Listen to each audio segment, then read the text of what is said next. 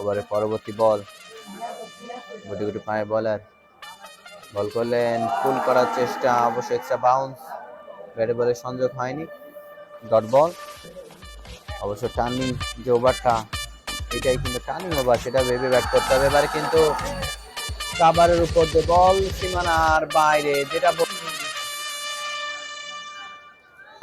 শুরু করলেন, বল করলেন, এবারে কিন্তু ক্লিন বল।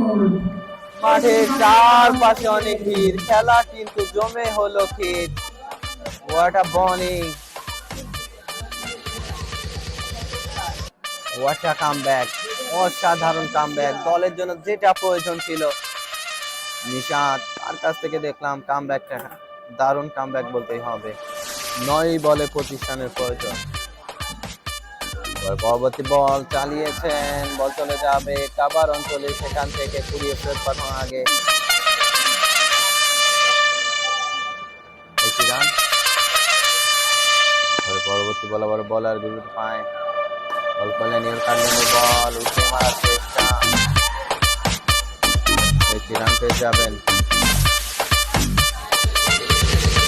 বলার বল করলেন, বল কিন্তু মাটি কামড়ে সীমানার বাইরে, 4টি রান।